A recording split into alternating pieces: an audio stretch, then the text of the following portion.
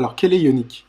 Dans le passé, il aurait été plus facile de répondre à cette question car Ionic a assez évolué. Au cours des dernières années, et je reviendrai sur une brève histoire et les perspectives d'avenir plus loin dans ce module, donc en supposant que vous ne sachiez rien de Ionic, ce cours est pour vous, comme il est destiné aux personnes qui connaissent un peu Ionic et qui ont travaillé avec des versions plus anciennes de Ionic.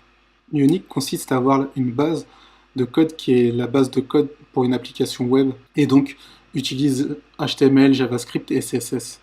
Donc ce que vous utiliserez pour construire des interfaces utilisateurs normales web. Ionic permet de générer des applications web, des progressive web apps, et je reviendrai sur ce que cela signifie dans quelques secondes. Des applications iOS, Android, et si vous le souhaitez même, des applications de type bureau électronique, telles que Electron. Electron est une certaine technologie qui vous permet d'envelopper une application web dans une application de bureau, pour ainsi dire. Ainsi, vous pouvez créer une application pour différentes plateformes avec une seule et même base de code, avec des modifications mineures. Ajustements que vous apprendrez dans ce cours, mais vraiment des ajustements mineurs, pas de gros, et c'est bien sûr un gros argument de vente. Vous pouvez utiliser vos connaissances existantes et obtenir différentes applications qui vous permettent de distribuer vos applications sur différents canaux. Maintenant, en ce qui concerne cette partie Progressive Web App, une application Progressive Web App est finalement une application web normale, qui ressemble un peu à une application mobile native.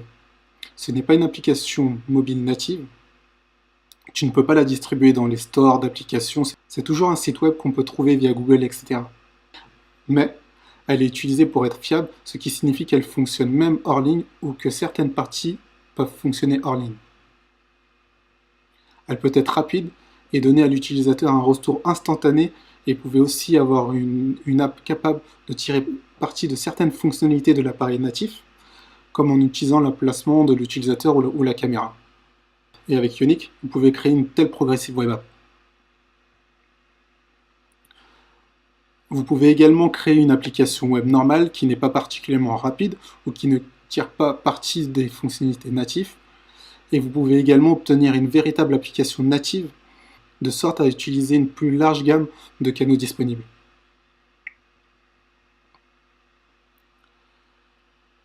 Nous allons maintenant plonger un peu plus dans la plateforme Ionic, puisqu'il est agréable de savoir que, avec Ionic, on peut construire de telles applications multiplateformes. Mais qu'est-ce que vraiment Ionic? La plateforme Ionic, comme on pourrait l'appeler, est entièrement basée sur Ionic, qui comprend en son cœur un ensemble de composants web. Les composants web, par contre, sont une technologie supportée par les navigateurs modernes qui vous permet de construire votre propre élément HTML, qui dans les coulisses ont une logique plus complexe, quelque chose comme un composant, disons un élément, où un utilisateur peut basculer entre différents éléments. Dans le passé, vous pouviez même créer quelque chose comme ceci en écrivant votre propre code HTML, en ajoutant votre propre CSS et en ajoutant votre propre logique. Ionic vous offre de telles fonctionnalités intégrées dans un composant web fini, prêt à l'emploi, et qui contient de nombreux composants web que vous pouvez utiliser.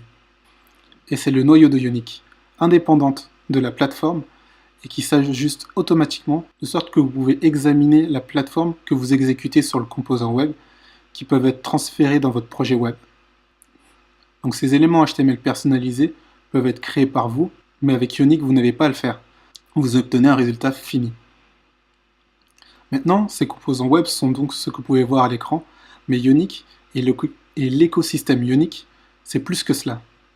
Car Ionic n'est pas seulement cette suite de composants. Ionic, c'est aussi une société qui a plus que juste cette suite de composants. Elle fonctionne également sur un outil appelé Capacitor. Maintenant, Capacitor est aussi un outil capable de prendre votre application web existante et de l'envelopper dans une soi-disant WebView d'une application mobile native. Donc au final, il vous donne une application mobile native qui exécute votre application à l'intérieur, mais d'une manière qui ne distingue pas l'utilisateur d'une application native normale. Car il s'agit d'une application native normale. Juste avec une application web incluse, mais il ressemble et se sent comme une application mobile normale. Et vous construisez avec des applications mobiles natives que vous verrez dans ce cours. Et c'est étonnant, car cela vous permet de convertir facilement votre application web en une application mobile. Maintenant, si vous êtes un peu plus expérimenté dans ce domaine, vous connaissez aussi peut-être Cordova, qui est un outil similaire faisant quelque chose de similaire que Capacitor. Capacitor est fondamentalement une version plus moderne, créée par les personnes de chez Ionic qui ont utilisé Cordova dans le passé, mais maintenant ont leur propre solution que nous allons également utiliser dans ce cours, qui est super rapide, super facile à utiliser et rend vraiment facile la création d'une application mobile native. C'est donc la partie qui nous permet d'utiliser notre application web et de l'exécuter sur un appareil natif en tant qu'application native. Et pas seulement comme un site web ouvert dans le navigateur. Enfin et surtout, la plateforme Ionic, l'ensemble d'outils que nous utiliserons à partir de l'écosystème Ionic, a également l'interface de ligne de commande, CLI, qui correspond à l'interface de ligne de commande. Le CLI Angular, qu'on utilisera aussi en coulisses, nous aide à créer et gérer des projets Ionic. Et utiliser Capacitor pour convertir notre application web en application mobile. Donc fondamentalement, ce qui nous aide avec le flux de travail de construction, les builds, qui est la dernière partie importante du monde Ionic, cela rend le développement plus simple, plus rapide et nous permet enfin de construire et de conditionner notre application. Maintenant, c'est la partie plateforme Ionic. Ce sont les outils que vous allez apprendre dans ce cours. En détail, c'est juste une image évidemment. Et c'est ce que Ionic nous donne pour créer d'impressionnantes applications web pouvant fonctionner en tant qu'application web. Mais elle ressemble déjà aux applications mobiles natives grâce à ces jolis composants Ionic, qui, en passant, sont pas seulement jolis, mais aussi apportent beaucoup de fonctionnalités incluses, comme cette fonctionnalité d'onglet, comme je l'ai mentionné plus tôt. Puis Ionic ne s'arrête pas là. Il vous donne également l'outil pour construire facilement et convertir également en application mobile et même en application de bureau si vous le souhaitez. C'est la plateforme Ionic en son cœur.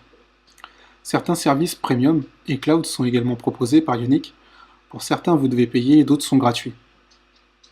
Je ne vais pas trop y plonger dans ce cours, mais je tiens à vous mentionner que ces services vous permettent de construire votre application dans le cloud. Par exemple, si vous souhaitez créer une application iOS sous Windows. Ils ont aussi d'autres services pour faciliter le développement ou la prévisualisation, et vous pouvez trouver tout cela sur leur site web.